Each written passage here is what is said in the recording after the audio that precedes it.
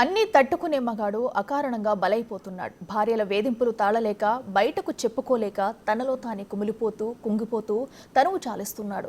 సంసార సాగరాన్ని ఇదెంత సత్తా ఉన్నా పెళ్లం పెట్టే టార్చర్ని తట్టుకోలేకపోతున్నాడు. మరి భార్యల వేధింపుల నుంచి భర్తలకు రక్షణ లేదా? చచ్చిపోవడమే భార్య బాధితులకు ఉన్న ఏకైక మార్గమా? అసలు మగాడికి దిక్కెవరు?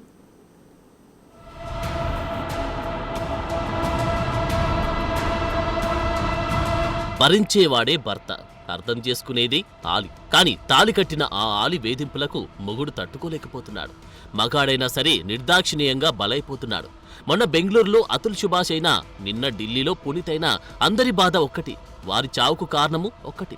గత డిసెంబర్లో భార్య వేధింపులు తాళలేక బెంగళూరులో సాఫ్ట్వేర్ ఇంజనీర్ అతుల్ సుభాష్ ఆత్మహత్య చేసుకున్నాడు. అతని సూసైడ్ లెటర్ ఆత్మహత్యకు దారితీసిన పరిస్థితులు, అతను అనుభవించిన నరకం తెలిసి దేశం మొత్తం నివ్వెరబోయింది. ఆ ఉదంతం మరవకముందే అదే తరహాలో మరో ఘటన చోటు చేసుకుంది. ఇప్పుడు దేశ రాజధాని ఢిల్లీలో వుడ్బాక్స్ కేఫ్ యజమాని పునీత్ ఖురానా ఉరేసుకొని ఆత్మహత్య చేసుకున్నాడు. ఈ చావుకు కూడా అతని భార్య వేధింపులే కారణం. దాంతో పునీత్ సూసైడ్ కేసు ఇప్పుడు సంచలనంగా మారింది.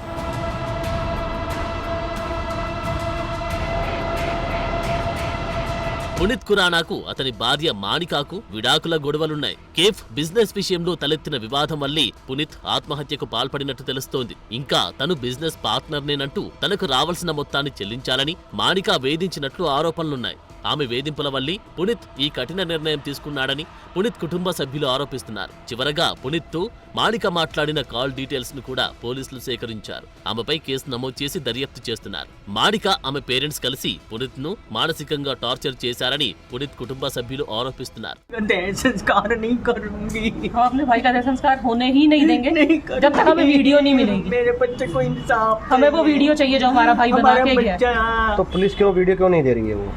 परिवार को नहीं दे रही वीडियो। आपने बात की पुलिस से? हमने बहुत में हम उनके पाँव में गिर गए, हमने उनके पाँव पकड़ लिए, मेरे पापा ने, मैंने, बताओ। हमने बोला हम आप लेके जाओ फोन, आप वीडियो लेके जाओ, हमें रिकॉर्ड करने दो, हमें फॉरवर्ड कर दो, हम फोन से रिकॉर्ड कर लेते हैं, हमारे पास भी तो होना चाहिए। नहीं जी नहीं, ये लीगल प्रोसेस है, नहीं जी।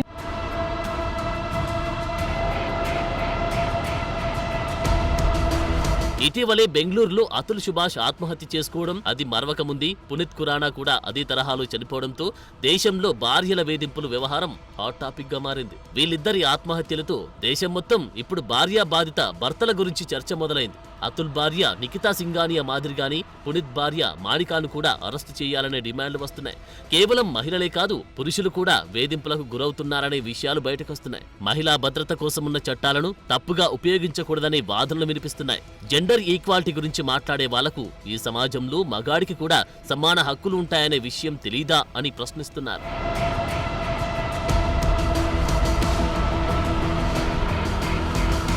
పరువు పోతుందని మగాడు తన బాధల్ని, బలహీనతల్ని, భార్య పెట్టే టార్చర్ని బయటకు చెప్పుకోలేడు. అదే అదునుగా భావించి ఏం చేయలేడని భర్తలను వేధింపులకు గురిచేస్తున్నారు. కొందరు శాడిస్ట్ భార్యలు పగబట్టినట్లు తమ భర్తలను హింసిస్తున్నారు. ఇది ఇలాగే కొనసాగితే పురుషుని బాధలకు అంతు అనేదే ఉండదు. చివరకు చేసేదేం లేక, భార్యల పోరును తట్టుకోలేక, వారితో గెలవలేక జీవితంలో ఓడిపోయానని, ఈ జన్మకింతేనని సూసైడ్ చేసుకుంటున్నారు. భార్యా బాధితుడైన సాటి మగాడు మనకు తెలియకుండానే బలైపోతున్నాడు. ఇకనైనా భార్యా బాధితులకు న్యాయం జరిగేలా చట్టాలు తీసుకురావాలంటున్నారు. మగాడికి కూడా న్యాయం జరగాలంటున్నారు.